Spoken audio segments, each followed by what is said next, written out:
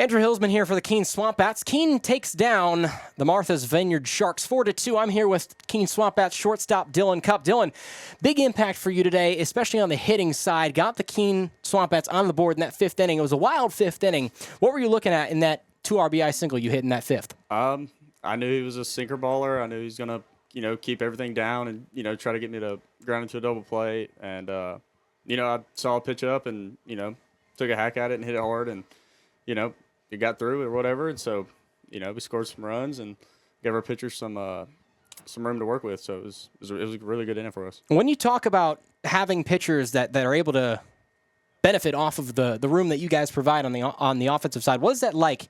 Especially as a new team, you guys have only been together for 4 total games, but early in the year, what is that like having a cohesive team put together already? Oh, it's huge. I think we're already making plans to go and watch games later tonight at some houses and stuff and sure. just hang out but that's where it comes from. If you only spend 3 hours a day together, then you're probably not gonna have a very close team. But right.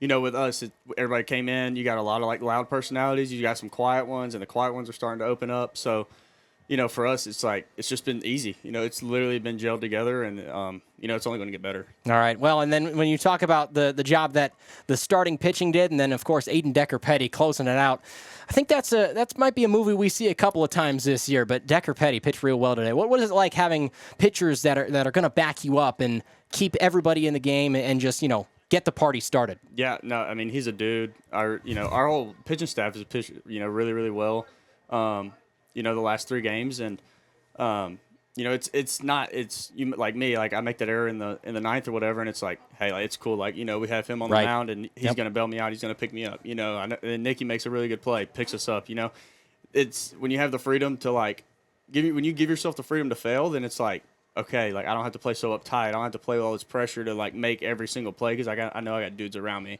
that free me up from that. So that's a really, really freeing feeling. All right, Swamp Bats move to 3-1 and undefeated 3-0 at home. They win over the Martha's Vineyard Sharks 4-2. Dylan, thanks for joining me. We'll see you next time here from Alumni Field. Keene Swamp Bats win 4-2.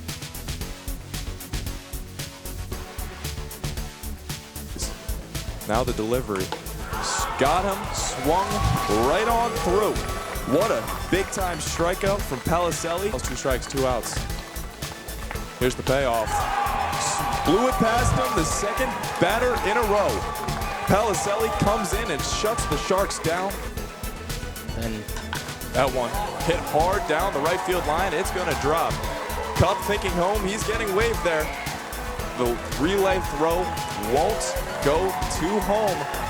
It's 4-0 Swamp Bats, and the avalanche finally starting to fall.